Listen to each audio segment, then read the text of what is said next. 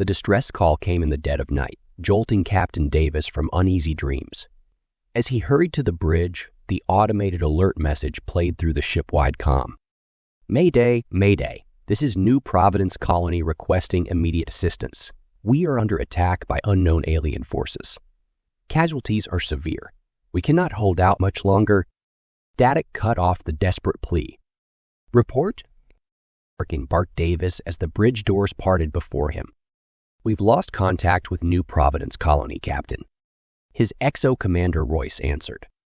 Their last transmission indicated a massive invasion fleet in orbit. "We're still 2 hours out at maximum FTL. Davis clenched his jaw. 2 hours.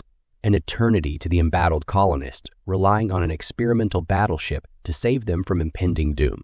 The Galileo, first of her class, packed enough firepower to slag a small moon, but she was untested. Would her fearsome arsenal be enough? "Who are we up against?" Davis demanded, striding to the command chair. Royce shook his head. "We don't know, first contact situation, but the energy signatures indicate a sizable fleet."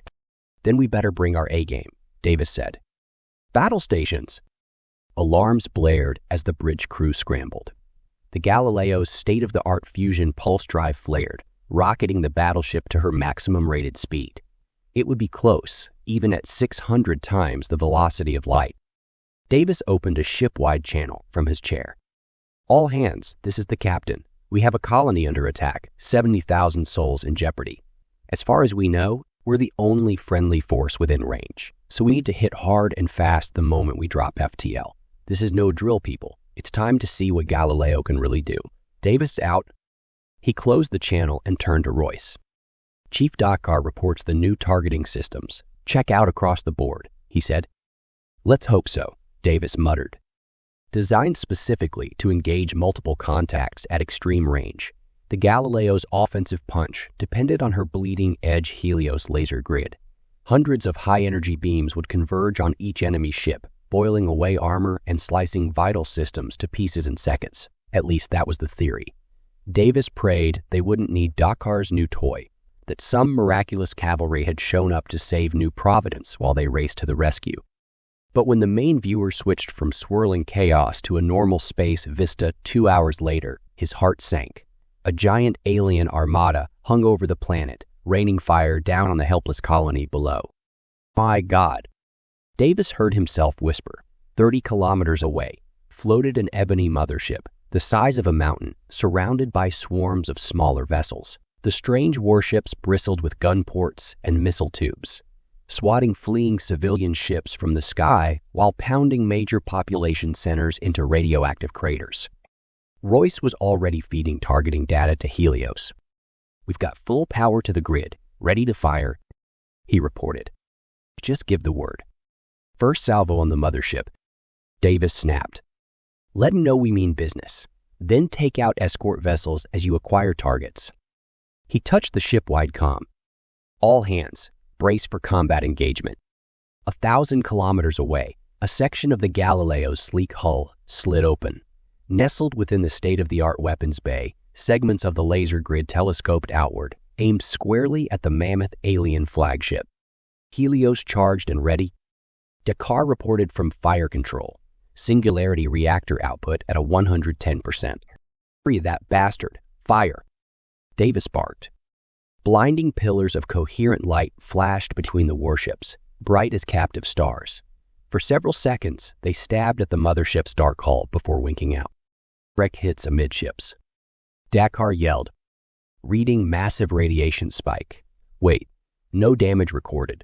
They must have some kind of energy shielding." Davis pounded a fist. "Divert all fire to the smaller ships. Take them out one by one if you have to." "Forgetting escort vessels," Royce replied, firing. This time, multiple beams lashed out, bathing the alien ships in a web of megawatt fury. Crystal armor melted from their hulls, then vaporized across blossoming explosions as Helios cycled relentlessly through every frequency in the electromagnetic spectrum. One raider after another erupted in nuclear fireballs. But dozens more continued swarming around the mothership, pounding New Providence. "Can't you move any faster?" Davis urged Dakar. There are still too many left. Incoming missiles. Royce warned. An instant later, space erupted into chaos as swarms of thermonuclear warheads streaked between the embattled starships. Brace for impact. The Galileo's neutron armor barely warmed under the first salvo. But when the second barrage detonated less than a kilometer off her bow, the battleship shuddered violently. Direct hit to decks 21 through 26. Royce reported breathlessly. Heavy casualties. Helios grid offline. Thermal emissions spiking. Vent those decks before reactor containment fails.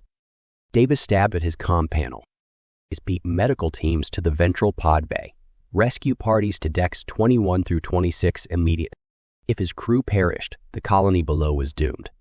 No sooner had he closed the channel than a deafening thunderclap battered the ship. Mothership's particle accelerator weapons, cutting through our armor like butter. Royce said through clenched teeth, "If we take another barrage, I can't guarantee she'll hold together." "Evasive maneuvers," Davis ordered. "Get us out of their crosshairs until Helios comes back online." The bridge rocked wildly as the Galileo peeled away, stray enemy fire slashing glowing wounds along her slender hull. On the main viewer, the nightmarish mothership loomed closer, swatting smaller ships from its path. "Why don't they finish us?" Royce muttered. "They want us alive," Davis said. But they didn't count on a singularity energy source. He locked eyes with Dakar across the shuddering bridge. The chief returned a quick nod. If the aliens planned to board them, Davis had his own nasty surprise waiting. "Divert all non-critical reactor output to Helios," he told Royce. "We're taking our best shot, giving it everything we've got." He acknowledged rerouting massive currents. Singularity containment fluctuating. Grid charging, ready to fire again in 15 seconds. "Hold on." As Davis braced himself, lightning flared through the bridge.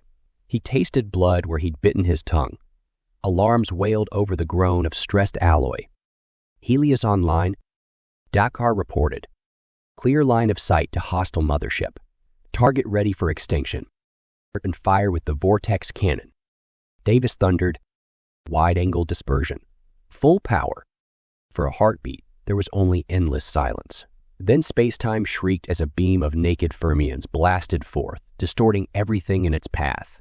Even protected by inertial dampers, Davis felt his guts try to crawl up his throat as reality warped around him. Where the vortex touched enemy ships, ravaged vessels simply vanished, erased utterly from existence. For this was fury beyond mere destruction. This was unmaking. Armored hulls didn't just melt or explode. They never were. By the time the beam winked out, nothing remained of the enemy fleet but scattered atoms. The ravaged mothership had vanished along with her deadly escorts. Their threat had been unmade, too. Davis struggled to regain his composure in the following silence. For casualty reports. He croaked when he could speak again. Decks 21 through 26 decompressed and sealed. Royce responded urgently, one hand clasped to a bleeding wound on his temple. Fire suppressed. Radiation contained. 250 personnel confirmed killed. 300. He looked at Davis in astonishment. "But the ship held together, Captain. Galileo actually survived." Davis gazed at New Providence's ominous glow on the still-functioning viewer. "He survived for now," he rasped, pushing himself erect. "But unless we get relief ships here fast, those colonists won't make it." He stabbed open a comm channel. "Sickbay, this is the captain." As Davis began snapping orders for disaster relief efforts, his eyes lingered on the carbonized image forever burned into his brain. The mothership looming above the defenseless planet in its final moments. A planet where thousands now mourned their dead, where even the living faced a harsh, uncertain future. But because of one experimental ship and her untested weapon, there was still a future left to face.